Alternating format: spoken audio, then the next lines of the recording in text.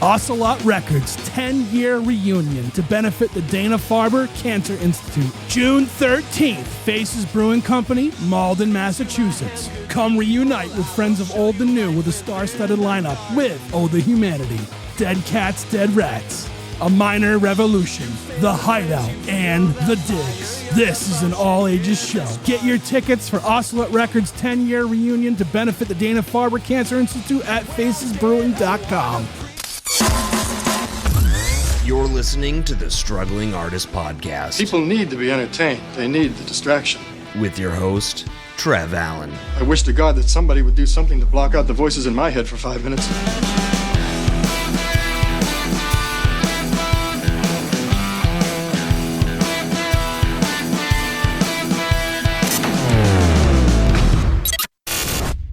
Oh, the Humanity has returned to the podcast to talk about Ocelot Records and the 10-year reunion show coming up in June. Stick around to the end of the episode to hear an old song from Oh, the Humanity. I love these guys. It was so cool to catch up with them. And we finally got Chris on too, which was great. This is episode 431 of the Struggling Artist Podcast, struggling with the return of Oh, the Humanity.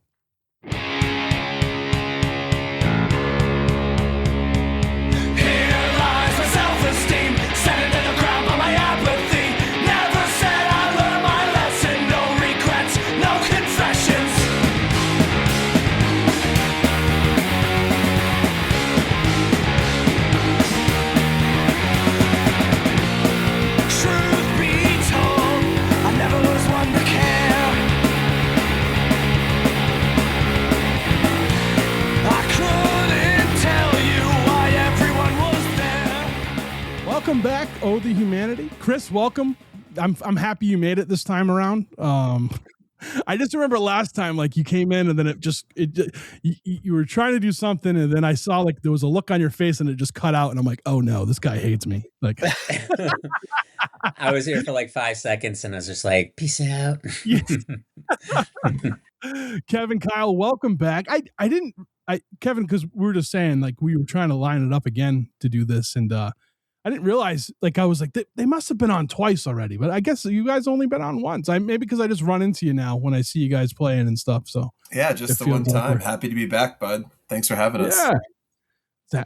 Thanks for being back. Thanks for coming back. I got to tell you something. When I saw you guys play at Pooza, it was phenomenal. Thanks, man. It was something like I really enjoy watching people see bands that I know and that I consider friends with, and to see people who may or may not have seen you guys perform before play at that what was it, Cleopatra or whatever, Cafe Cleo, and it was packed. It was so packed in there, like it was crazy. I like to people watch, and that's one of the things I like to do is people watch people see bands for the first time, and people were into it, and it was awesome. It was a really cool experience from a spectator's point of view, you know? Oh man, thanks. Yeah, that one was awesome. We were playing against Frank, so I like truly did not know how it was going to go. I was like grateful that anyone would be there, and like, yeah, it was smashed out. It was like a ton of fun. It was so hot in there, but it was awesome. It was warm. I do not remember a second from that set. Yeah. I mistimed an edible. No. And we were getting ready to, like, we were like tuning up, and Kevin was doing the like, hey, we're all the Humanity from Massachusetts. And I think I looked at Teeny, our drummer, and I just went, oh no. And he was like, what? I was like, oh no. And he's like, oh, I know what's going on. I was like, yeah, we'll see what happens. And everyone's coming up to me afterwards, like, you guys were so great. You were so tight. And I was like, cool. Yeah, sure. The thing I remember most about it is I forget who it was. It might have been the stage manager or someone was telling me the story about how the hallway which was like the backstage area, was haunted. And yeah, there was a haunted hallway up there. And I don't know. I didn't see evidence of the haunting, but it was kind of creepy. So I remember that hallway looking weird because we weren't up. We didn't explore that 3 years ago when we played. Because the second time we played Cafe Cleo, when we played there in 2023, I don't remember having access to that green room and hallway. And then I remember having it and like doing a bit of exploring. And it's like, I could see how somebody would think this is haunted, but I think that's just because like the lights were out. Yeah. Maybe it was deemed too, maybe it was previously deemed too spooky. And then the spookiness level was slightly lowered. So we got access to it. Maybe. I don't Perhaps. know. I don't know. I'm just taking a shot.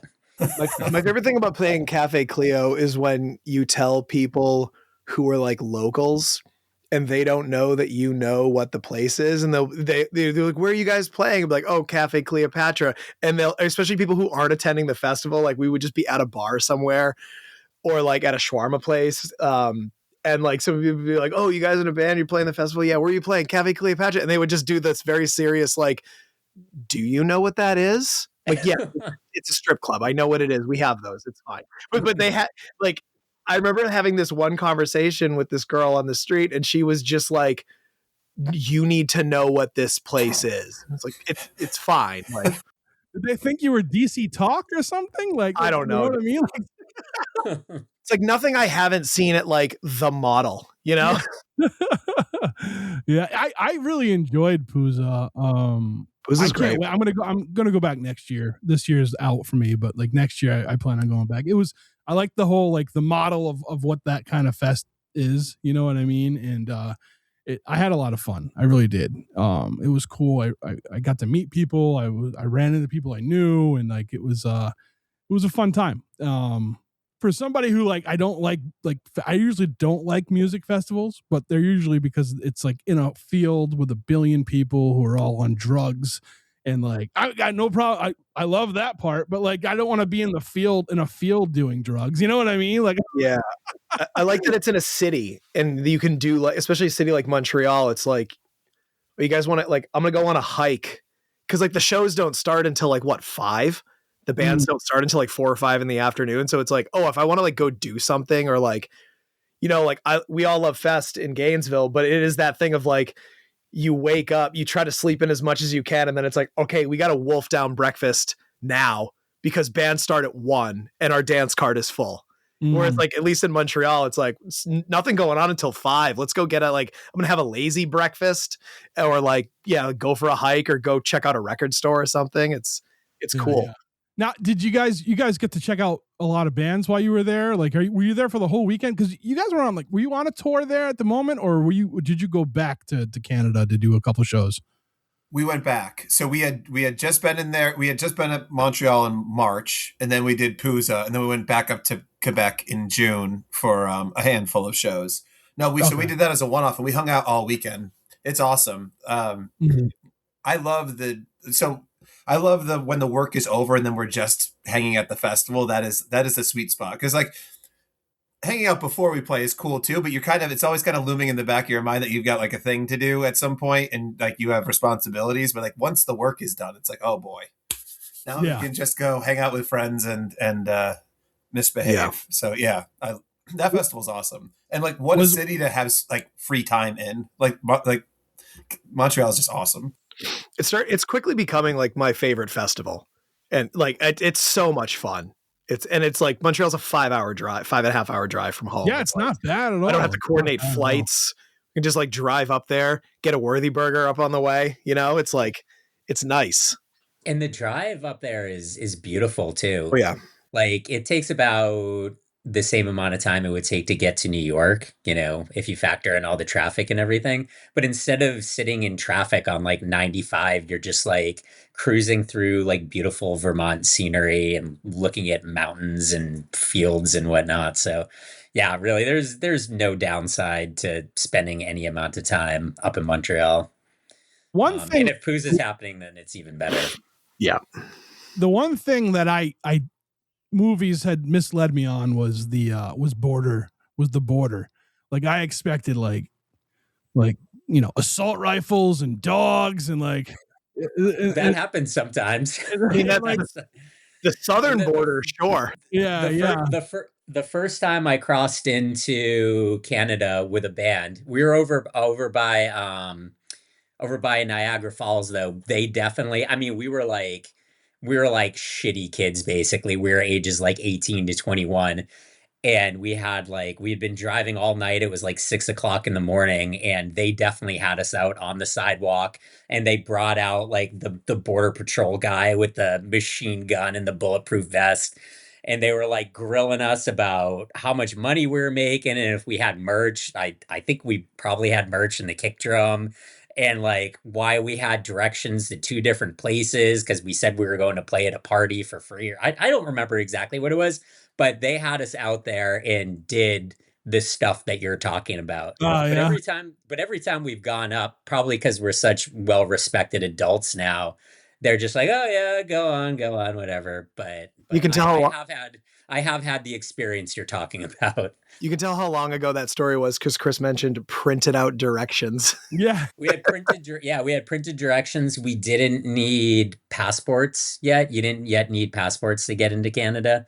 But yeah, it is a thing from time to time. Do you guys remember Go ahead. Sorry, Kev. I was like, do you guys remember the last time we came home from Canada?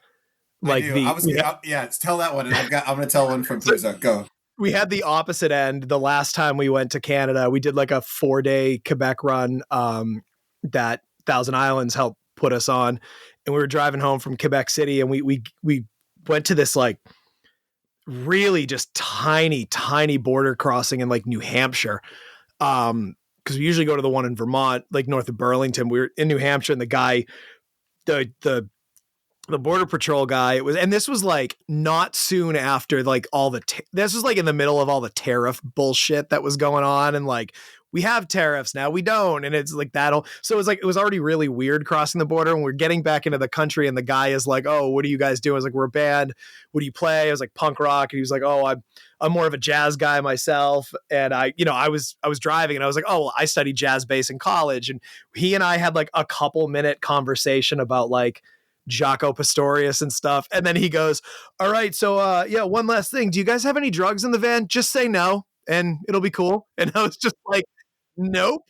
He's just like, all right, have a good trip home. Welcome home, boys. Yeah. And it was just like trying to not laugh at that. And then, it's one of those things we pulled away, and just like we all just started bursting out laughing. Like just the look on his face was just like, just say no. It'll be easier. Right on. Yeah, when we went in, I was with Jeff Bousquet. We went in, and the woman at the window, the border patrol agent, she said something, and like she was talking to Jeff, and then she's like, "What do you do for work?" to me, and I'm like, I make sure refrigerators run. She was like, all right, see ya, get out of here. Like, because I was like, whenever I try to explain what I do for work, like it's just whenever I say like, I work in the field of metrology, like I just make sure shit runs and it's calibrated. And like, so I was just like, I just make sure refrigerators are to temperature. And there's never going to be a follow-up conversation like that. like that's never like it does not matter. It's yeah. When we were heading back from Puza last time, I was in the car with Jim and Teeny, and we got an unusual amount of questions. Like, what did you guys buy while you were here? Are you bringing anything you purchased over the border? Oh, you're in a band. What kind of band? What's the name of your band? Like asking a bunch of questions. And he's like, do you have anything in the trunk? And I'm like, oh yeah, we've got some of Teeny's drum stuff, and we have Jim's guitar. And he looked in the car and goes, 1 guitar for 3 people?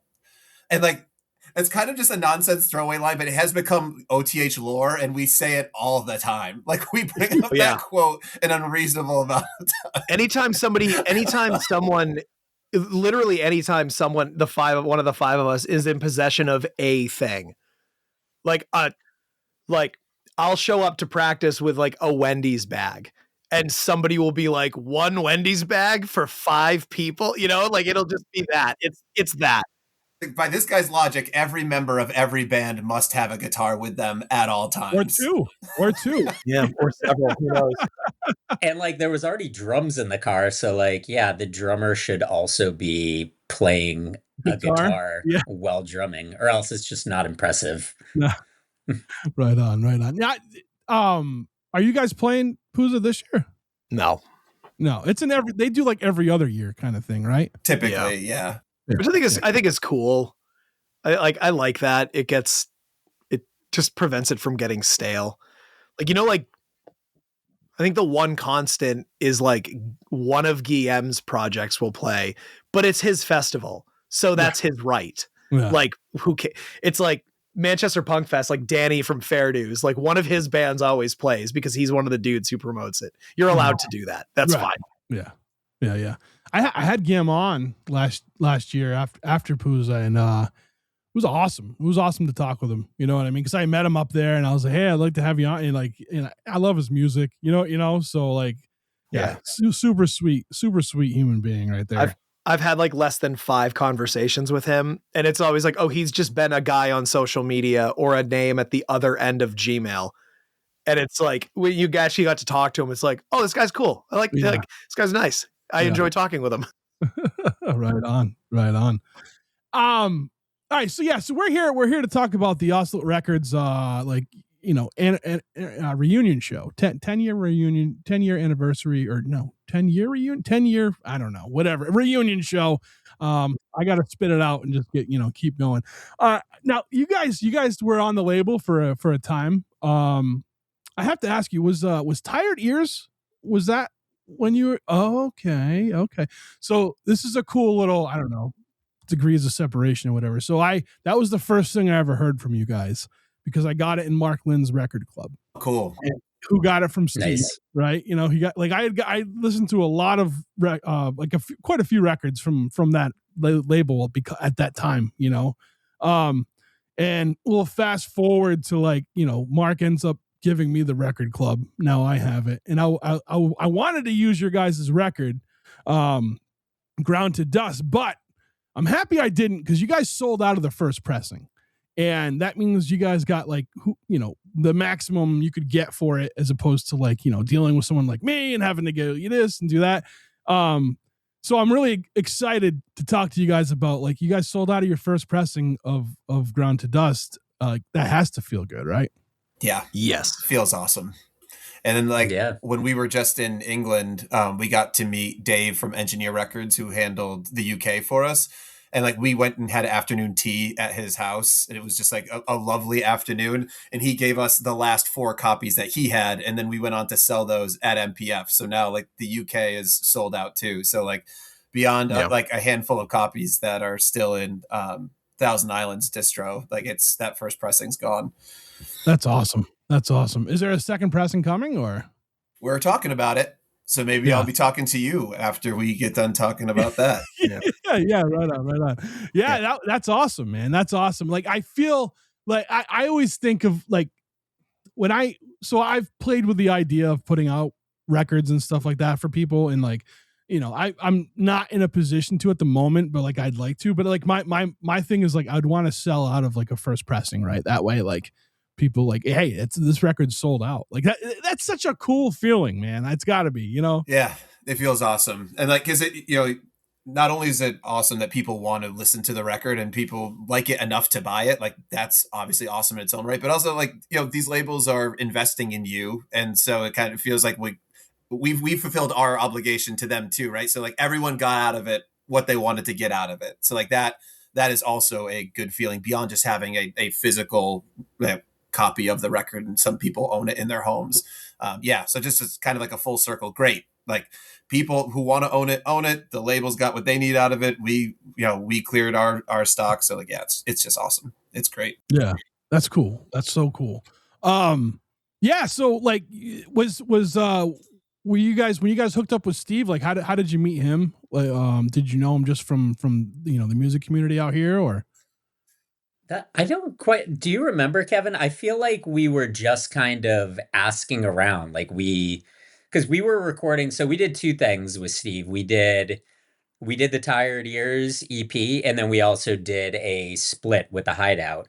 And we kind of recorded there was 5 songs on the Tired Ears, and then there were 2 songs on that split, and we kind of recorded them at the same time, because when we were when we were recording Tired Ears, we got put on the Converse rubber tracks. So we had free studio time there. And so we just kind of wrote 2 songs real quick. And I think we were just asking around. We're like, oh, does anyone know anyone that would locally that would want to, help us put this on wax? Because we had never put anything on vinyl before. Like we had done CDs for our previous release. And I don't know, someone maybe we must have known him just through the grapevine, but I don't think I had ever actually sat down and talked to Steve until the ball was already rolling on that. And then I know the first time I remember talking to him was at Opus in Salem. He was playing drums with a band that wasn't the Digs. And like we talked to him about it there, but that was after the ball was already rolling on it. And it was kind of like, yeah, we have these 5 songs, and then we'd like to do these other 2 songs as a split. And he was like super into it. Mm. Yeah, we met with him in Somerville, right, Chris? For beers to talk about it. Yeah, so we met with him. We met with him, I think, at the Middle East. I thought it was in your old neighborhood. I don't know why I remember it that way. Well, we did. I think when we were going to do the split, we met with Steve and the Hideout guys at Aeronaut, maybe in right outside of Union Square. When I was living down in Union, and Steve was living up in Teal Square, I think, and yeah, so we were like already rolling in the same crew. And however it actually happened, he wanted to do it, and then we kind of became buddies with him after that. Like I remember going to that apartment he had in Teal Square and like packing records before doing the Tired Ears and everything. And yeah, that was cool. Hopefully we can remember how to play some of those songs so we can do them at that show.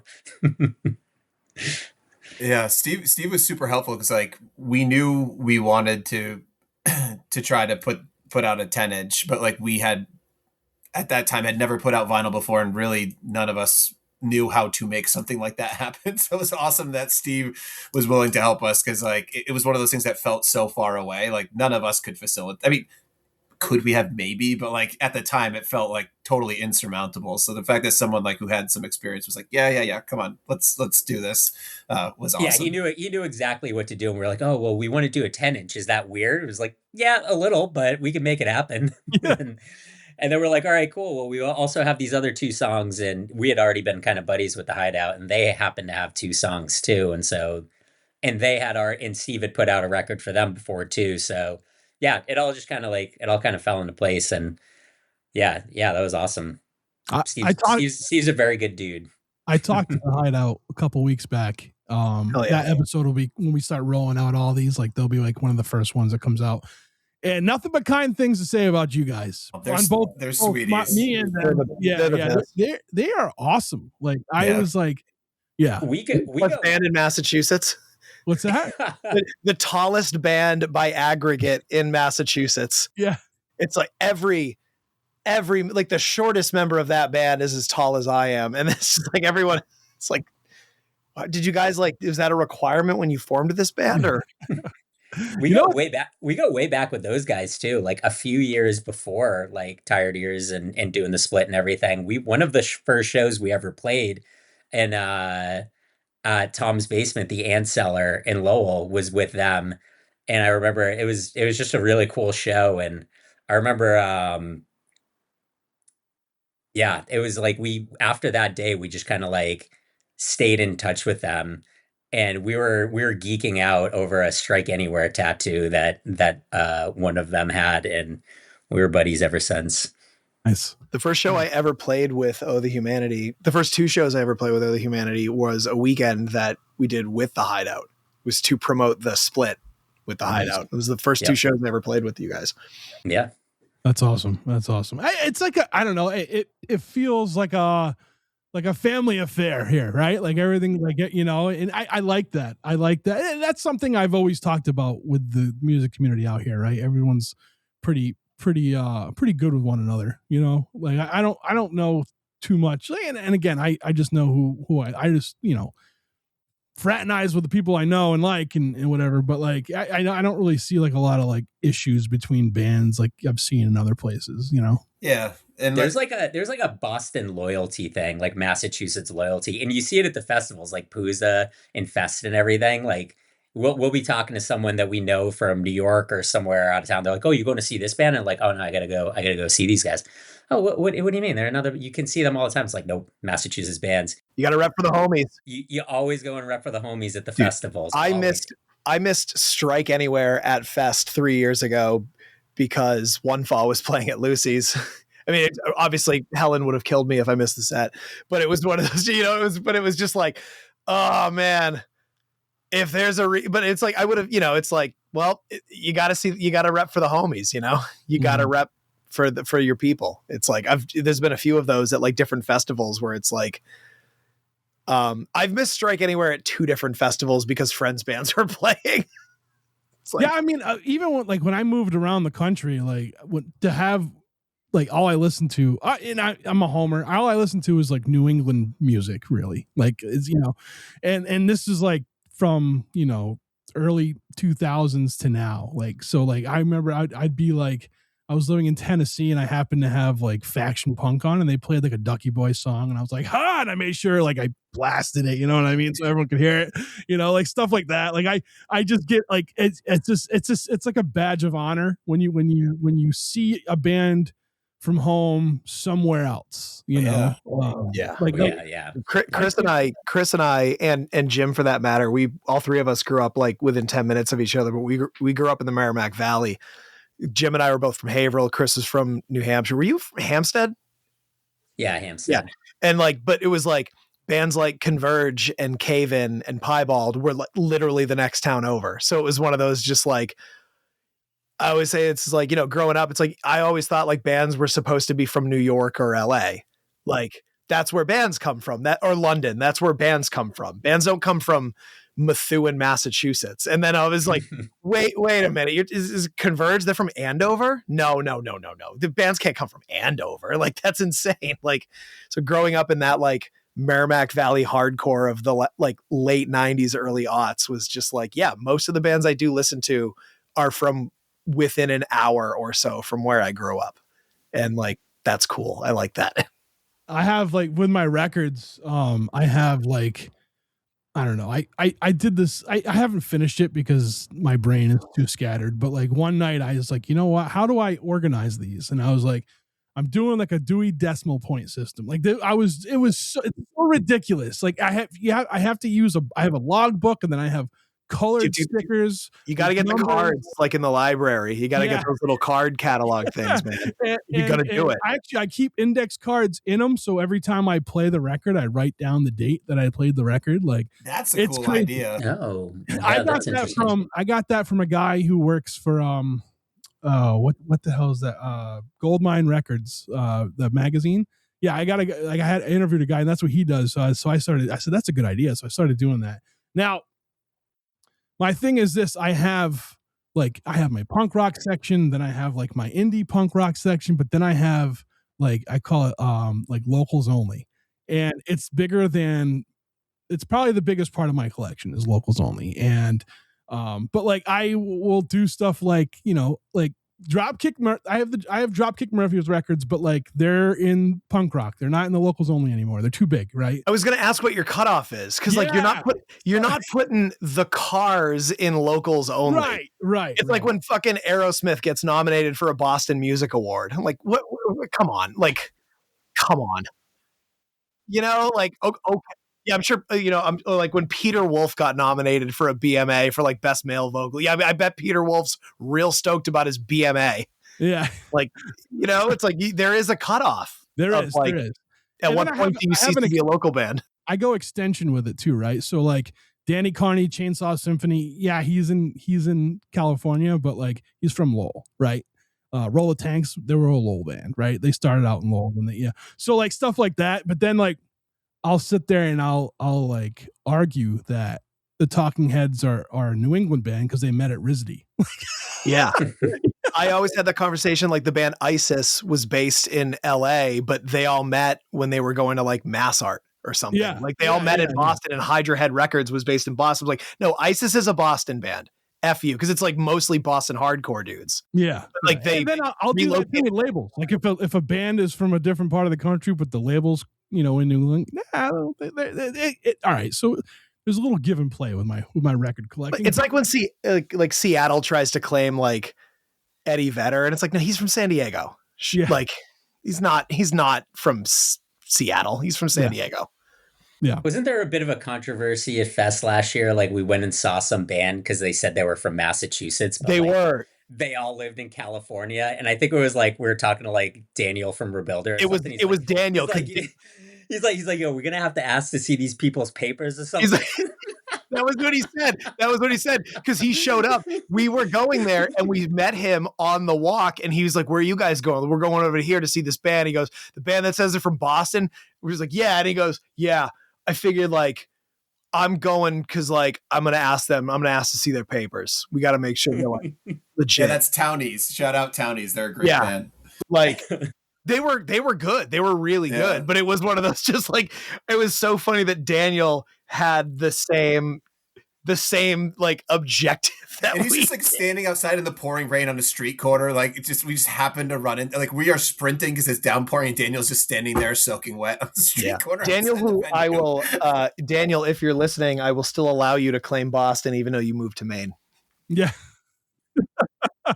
Love you, Daniel. Right on. Now you guys did I feel like since you guys, when you guys, Kyle and Kevin, when you both came on, it was before the release, I believe, right? Like we were promoting the release. I believe I think we were ramping up for the release. I think Gutted had been out, maybe Love Irresolute. Yeah, I think that was just coming out because I think that's what we ended up playing on the podcast. Yeah, it was one of those. Because we were doing just like, Jesus Christ, we were doing like a string of podcasts. It felt like every other week. Yeah, I listened. You guys did one from like I don't know, was it somebody down like the South Shore area podcast? You guys did a podcast out that way, and I don't remember what I remember listening to. It was good. Those are buddies of Charlie from the Hideout.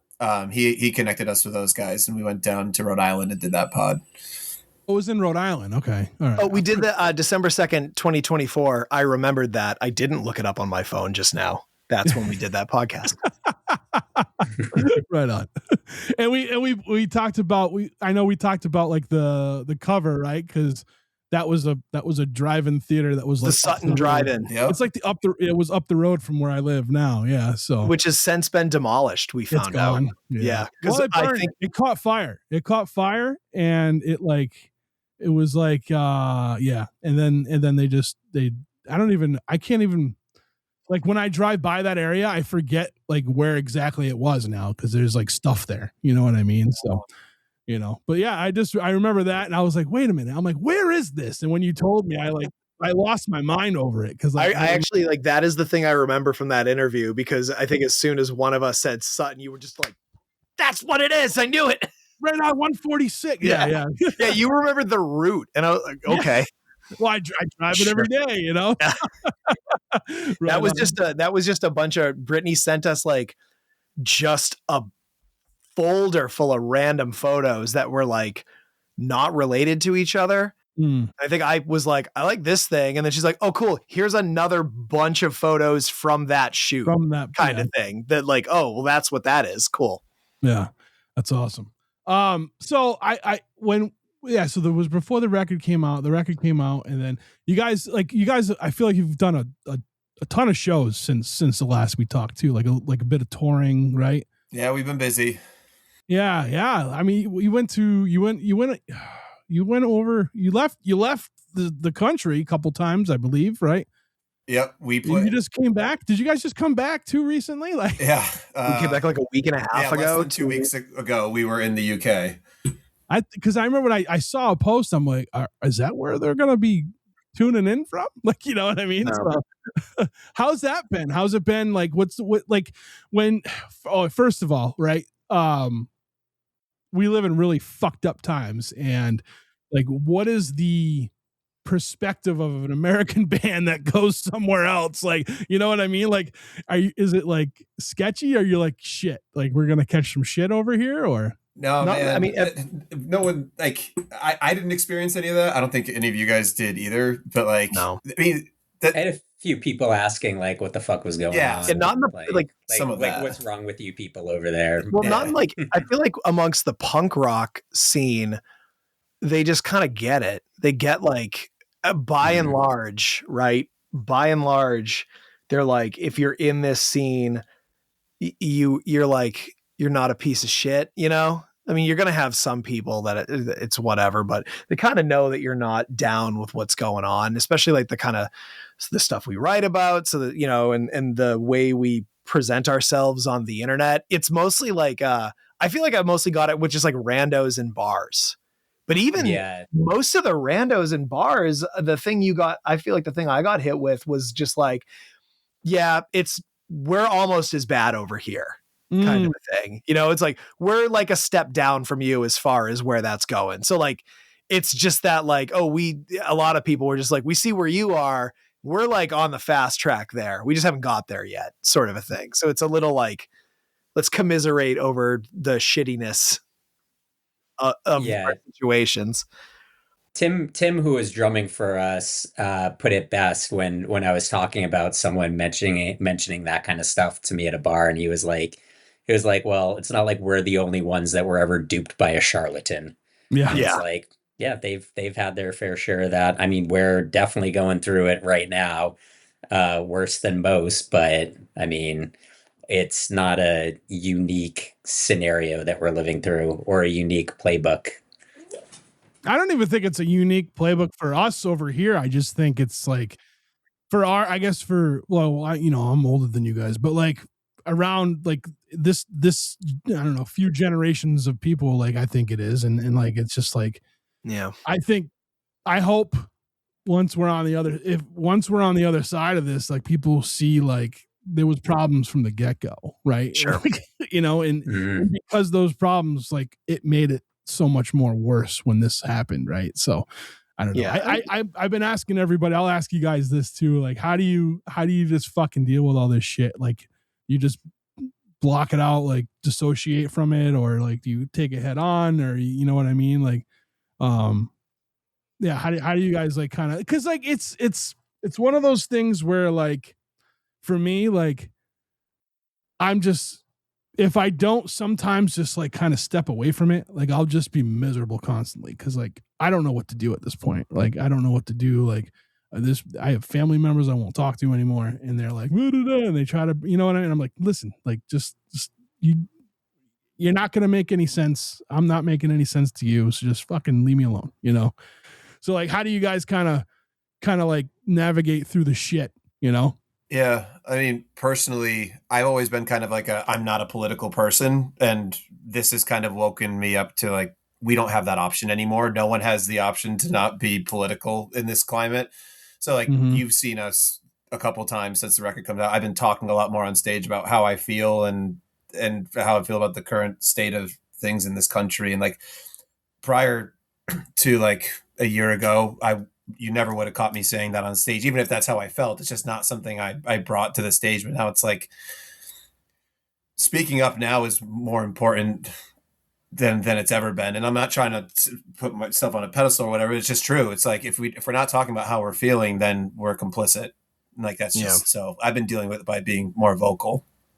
It's also just like, as straight white dudes, it's that thing of like, we have a privilege that like we don't get hassled as much as other people, and like for some fucked up reason our voices are by a lot of people viewed as like more qualified, like, you know, like we're listened to a lot more for some fucking reason, even though we're the ones who as an aggregate keep fucking shit up. And it's like, I think you have to use that privilege. You have to use that privilege and speak out about shit if it's bugging you, or if it's a problem, or if like, you know, somebody you know is going through it, or, you know, to speak up for people who don't have that voice. And it's like, well, and you know, I remember when Kevin started talking about that, he was just like, are you guys cool with us, like with me, like saying more stuff on stage? And I don't want to speak. I remember it was like, I don't want to speak for the four of you. And it's like, we all agree on this shit. So like, we're all going to fucking back up whatever you say. It's like, so it doesn't really matter. It's like, talk about this stuff. The whole like staying out of it, especially now, it's like, well, okay, well, I'm glad that none of this shit affects you. Like, good for you. None of this affects you. Like, I have people in my immediate family in my life who this stuff is directly affecting. Like, people that are very close to me, this stuff is affecting. I mean, it's like you kind of have to talk about that stuff. Otherwise, like, what do you punk just for the aesthetic? Like, you think, you know, it's like punk rock's always been political. I mean, music has always been political, but like the whole like, I liked it when you didn't get into politics. Well, this shit's always been political. The Clash was fucking political. Like, shut up. Yeah. You know, like the whole thing was born out of that. So I don't know, man. Yeah. I hate when people like, obviously they're people who say that, like, they just don't get it. Like, they don't understand. You know what I mean? Like, yeah.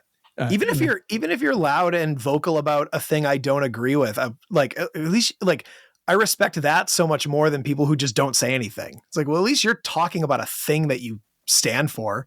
You know, it's like, do you stand for anything, or are you just kind of this like, I'm just gonna just sort of scurry about through life and none of this is going to affect? Well, I'm glad that doesn't affect you, but it affects a lot of other people that don't look like you. So, yeah, I had a band called Scarborough on recently, and sure, I was talking, and he was like, it's one of those things where people say, I don't do politics. Politics are done to you. That's what, like, that was like the big thing. He was like trying to be home. He's like, you're either eating at the table or you're on the table. Like, you know what I mean? So, I think that's a Ralph Nader quote. Is it?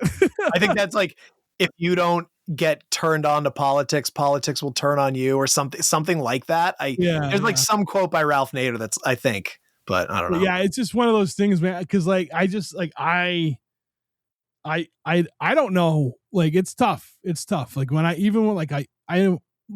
was sick recently, so I didn't get out as much. But like, I'm kind of getting back out there now, and like sometimes I'm like, I don't know if I can just fucking deal with people today. Like, I know I'm gonna deal with the best people, right? But like the people who aren't the best that might be in that place at that time, like I think about the younger Trev and how much of a reactor I was, and how like I would just fucking fly off the handle. And I'm like, as I've gotten older, like, I'm like, you can't do that. One, I'm old, right? I'm old and I'm going to break a hip trying to do something stupid. But like, two, like, I matured quite a bit over the last 10 years, 15 years.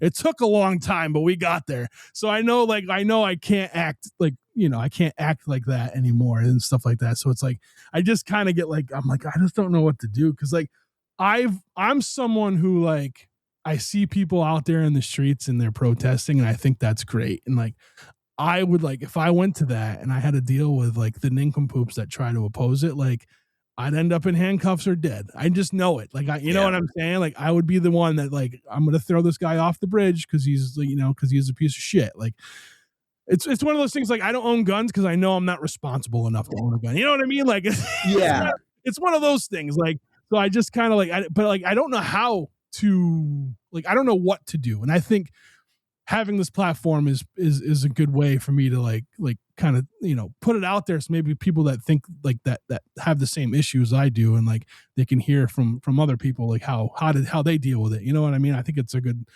as everything we talk about on this podcast, I think it's just like, it's good to be able to relate. You know what I'm saying? Totally. And that's better than nothing. It's like you're having a conversation, you know? Yeah. And that's it's good to have an outlet too. I think a lot of the problems that we have in our society stem from people that don't have an outlet.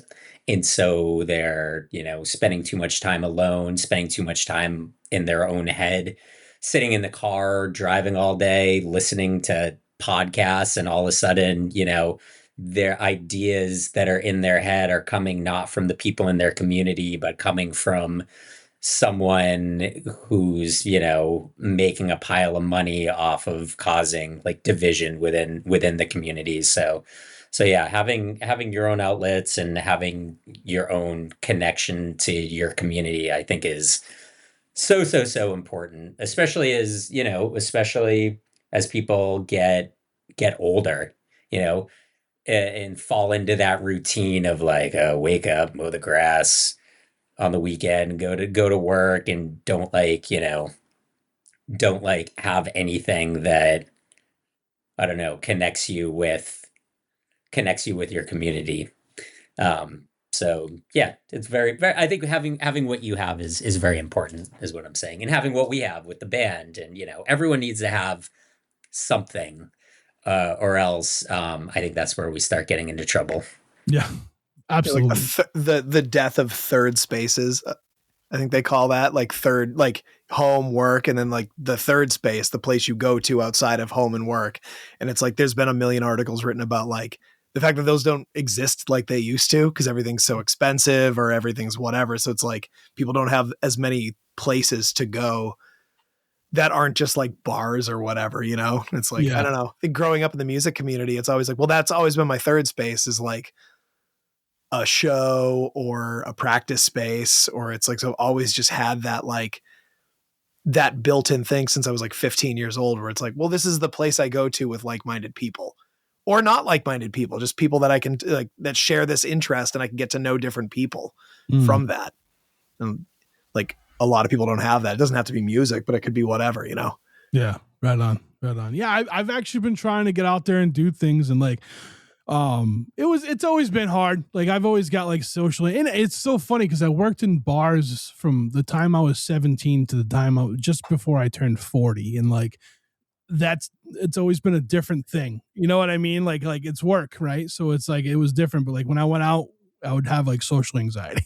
So Sure. if I didn't have a task, like, it was like, I went to this show one time. I got invited to this show out in New Jersey one time. It was like a house show, a big house show. And like, I was like, I brought like a camera crew, and I was like, I'll interview people. Cause like, I feel like if I'm not doing something, like, I'm just going to be like off in the corner, just kind of, you know what I mean? Like, not just kind of not, just not interacting. But like, I'm getting better at just going out and interacting, I think, which is cool, Nice. So, but yeah. Back to the Humanity though. Like, do you guys have anything coming? Are you guys writing any new music? Yeah, cool. We're working on it. Between us. Yep. Just between us. Yep.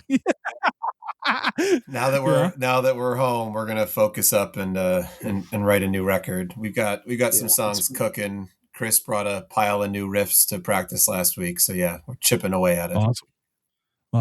I was chipping away at a thing this morning before I had to go into the studio. So nice. There you go. Good, because we need more the Humanity in this shitty world. Because bring it back. Bring the humanity back, guys. Like, you know what I mean? Like, that's awesome. Are you guys? So, are you like, for the summer? Do you guys have another tour coming up or anything? Or we're gonna do a couple shows in Canada in late June, and maybe some local stuff. But like, we're not planning any kind of like long tours for the summer. I think we're just going to focus on, and people get busy with summertime stuff anyway, camping and family vacations and stuff. So we'll probably spend the summer working on new stuff. We've got a couple of things planned for the fall that we can't talk about yet, but yeah, summer will probably be mostly writing. Nice. And then on June 13th, you guys are going to be playing at Faces, a 5-band bill. I'm excited. Bring your comfy shoes. I might be throwing a like a bedroll in the back of my truck, and because like, once the 5-band show is over, I still have to drive 90 minutes back home. So where's home for you? I'm over by Sutton, Massachusetts. Yeah, I'm in Whitensville, Mass. I'm right over by Purgatory Chasm. Okay. So, yeah, I'm like in between Worcester and Providence. So yeah, it's a long drive, but that's all right. I love that place, so it's worth it. And the Faces is the best. I've learned how to, I've learned that even when I pace myself, drinking there does not, because like, they're so potent. So I limit myself. I got 2 beers for the 5 hours I'm going to be there, and that's it. Or else I'm going to be sleeping in that parking garage across the street. So as much as that, I love that place and I love the beers, but every time it'll be like third band in or whatever. And it's just one of those like, God, can I just get like a fucking Miller Lite? Yeah. Just because like all their beers are great, but they all start at a certain like percentage and I'm just like, I just want like a Corona, I just want this like real cheap like lawnmower beer that's just I can drink a bunch of and be okay, and they don't have that. But it's just like it's like even their first world water problems. Even What? their water has alcohol. I know. And then like I always end up saying like I'm gonna have like a responsible dinner. Cause like that's always the thing we play at Face is like we have like band dinner before the shows. It's just a thing that happens. Because we take our meals very seriously in this band. It's a thing I enjoy. We do. Shows are just a thing that we do in between dinner and whatever late night shawarma we're gonna get. That's all shows are. But it's just like I'm always like I'm gonna be good. I'm gonna like have a salad and like some like lean protein. It's gonna be all right. And then I get there. It's like so. Like we're gonna get like mad pizzas and like wings and blah blah. I was like, God, and I'm just like The 3 hours so later. good there. Yeah. I know man. that's the problem. And then like fucking 3 hours later, I'm like on stage, just like, why did I do that? I don't like this. But when you get pizza, then there's ride home pizza. Yeah, That's victory. Yeah. It's an important part of the night. You need to order a whole pizza for yourself, eat like half of it, and then put the other half in the car. And then when you're driving home, you're just like, eh. Or Like, before Kevin the and I- last band goes on, you order a pizza to go. Ooh, Yeah. That's what that's a pro move. Yeah, I've learned that because like I missed one time the reason why for all this is like one time I was like I need to stop watching music like this band and I need to go eat right now before they close the kitchen because like I'm like I'm not gonna or else I will be sleeping in that garage, you know. So I definitely recommend the go home meal, you know. Absolutely. I've done that. I did that in Detroit when I was on tour with Wilhelm doing sound for them, and Brian. We went to this like Detroit pizza spot, and Brian was like, "We got to get like the big one." And I'm like, "I'm not gonna finish the big one." He's like, "No, but you have half of it before the set, and then you have your victory slices in the van later." And I'm like, "I'm not gonna be that hungry, dude." And I did the thing. I was like, it was all right, you know. I ate my 2 slices, and then we're packing up the van and we're driving to where we're gonna stay. And then Brian was just like, "Victory slices," and I was like, "Oh my god, I forgot about that." Best decision ever. Right on. Well, guys, listen, it was great catching up with you. Yeah, you too, man. You know, when there is new music too, you can come back. You guys can come back. Chris, this goes for you too, because I owe you one for the last time you were on. You guys can come back whenever you want. We can talk about whatever you want. You know, you guys are like Struggling Artists Podcast Hall of Famers as far as I'm concerned. Oh, So, thanks, Hell yeah. bud. We do have a bunch of new tunes written. We have been working on it for a while. We're just slow. yeah, hey, do your thing. You know, you gotta do your thing. We've set a soft goal of like we would like this record to be written by like Christmas time. Yeah, That's sort of the like, and I think if we apply ourselves, that can happen. Hold us to it, If Trev. we Hold us apply accountable. ourselves. Interview us Yeah. again in Hold us October and ask accountable. us how it's going. I will. I gotta say, it's always a pleasure to watch you guys work, and it's always a pleasure to interact with you guys. So Thanks, I man. thank you for that. You're like seriously. There's a few people out there. Whenever I run into, I just get this big old smile on my face, and you guys are definitely one of them. So Thanks, man. I appreciate We it. appreciate you. Thank you. And I can't wait to see you guys on June 13th at Faces. So June That's 13th. gonna be awesome. It's gonna be Yeah. a nice time. all right, we'll talk to you guys. See you, Trev. Take care. See ya. All right, and that's the show. I want to thank Oh the Humanity again for being today's guest on the Struggling Artist Podcast. In the show notes, you'll have links to Oh the Humanity, you have links to Faces Brewing Company, and you'll have links to buy tickets for Oscillate Records 10-year reunion. Thank you to Chris Chavez, Jeff Bousquet, Aria Rad, Ryan Cowell, and Dave Anderson, the Struggling Artist Podcast team. Follow them on Instagram. Chris at 716 The Sound, Jeff at JRB Image, Aria at Coffin_Salesman, Ryan at 13th Floor _Ryan, and Dave at Pinball_Punks. Thank you to the band Losers Circle for letting us use their song, The Great Illusion of Time, off of their album Took Long Enough. You can always find a link to their Bandcamp through the podcast website, thestrugglingartistpodcast.com. Thank you to everybody over at Patreon. If you want to become a patron, head to patreon.com/podcast TSA. Thank you to everybody who listens to the podcast, reaches out, talks to us, and chops it up with us here and there. Much appreciated. If you want to reach out, if you want to leave a voicemail or text, the number is 774-570-1552. That is the Struggling Artist Podcast hotline. Again, 774-570-1552. All right, we're getting out of here with a song. Oh, the Humanity was kind enough to give us a track, an old song to play off of Tired Ears. This is how my introduction to them was through this album. The song is called Sinking. Until next week, take care of yourselves. We'll talk to you then.